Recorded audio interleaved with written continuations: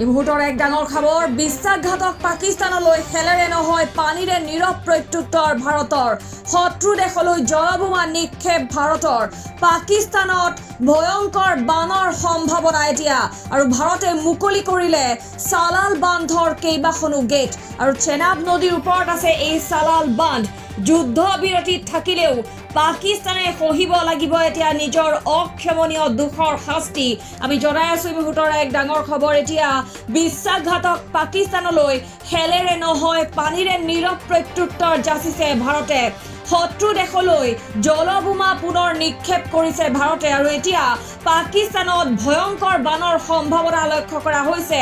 বাৰিষাৰ পূৰ্বে পাকিস্তানত ভয়ংকৰ বানৰ সম্ভাৱনা এই মুহূৰ্তত প্ৰকট হৈ পৰিছে ভাৰতে মুকলি কৰিছে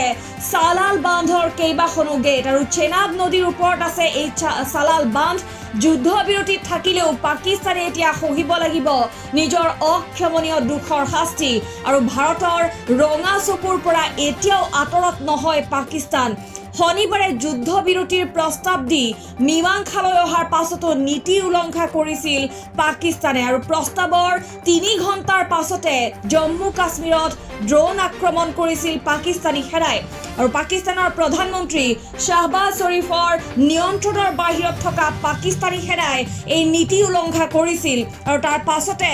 ভাৰতে নৈতিকতা বৰ্তাই প্ৰত্যুত্তৰ দিলে পাকিস্তানক যুদ্ধ বিৰতিত থাকিলেও জলবোমা নিক্ষেপ কৰিছে ভাৰতৰ ভয়ত এতিয়া থৰহৰি কম্পমান হৈছে বিশ্বাসঘাতক দেশ পাকিস্তান।